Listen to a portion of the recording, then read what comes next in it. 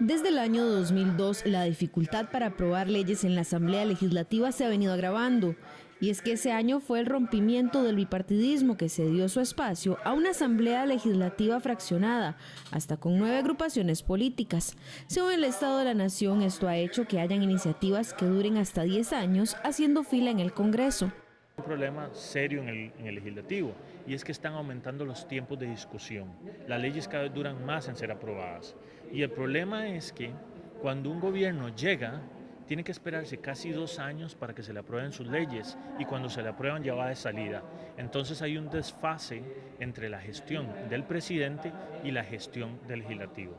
En realidad sí, es razonable y lo hemos visto, y sobre todo en el último tiempo queda claro la aridez que existe aquí en el Parlamento. Justamente fue un reglamento hecho para el bipartidismo, nunca se pensó en el pluripartidismo en Costa Rica.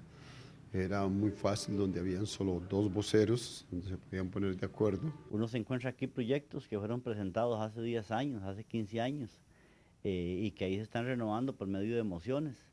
La misma experiencia tiene uno, que cuando llega presenta proyectos, se va de aquí y a veces ni siquiera quedan aprobados en las comisiones. Según el informe, en promedio las leyes tardan en ser aprobadas 575 días, es decir, como 1 año y 6 meses. Es por esto que el Estado de la Nación propone el ponerle un plazo fijo de votación a las iniciativas.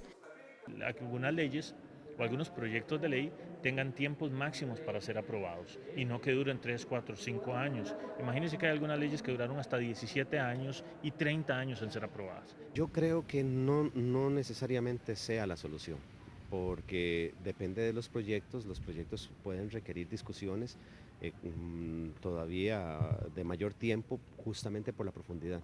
Se viene discutiendo desde el año 90, que yo fui por primera vez diputado, de que deben de haber plazos, obviamente como si fuera a través del 208 bis, donde nosotros les damos plazo. Yo creo que algunos sí, ¿verdad? Por ejemplo, proyectos como pasa, por ejemplo, con el presupuesto, ¿verdad? Y se aprueba, se aprueba. Yo pienso que hay proyectos que deberíamos tener un tiempo determinado y no que estén ahí estancados. En lo que sí han avanzado los legisladores, según el estudio, es en el darle contenido económico a las leyes, aunque aún falta camino por recorrer.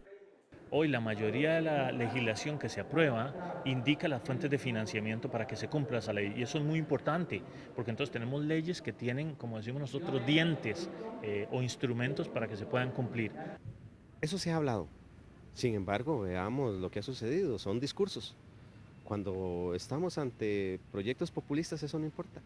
Primero se dice, se rasgan las vestiduras de que no podemos seguir aprobando leyes que no tengan contenido. Fue una llamada de atención muy fuerte que había hecho la Contraloría General de la República cuando manifestó de que todos aquellos proyectos de ley que se tramitasen deberíamos de saber la fuente que se iba a tomar para financiamiento. Yo creo que es una deficiencia que hay. Muchas veces se piensa en presentar proyectos, pero no se analiza, bueno, ¿y cómo se va a financiar? Y eso es un problema serio, ¿verdad? El informe también señala que en los últimos 2 años, la mayoría de leyes aprobadas por los diputados provienen de administraciones anteriores.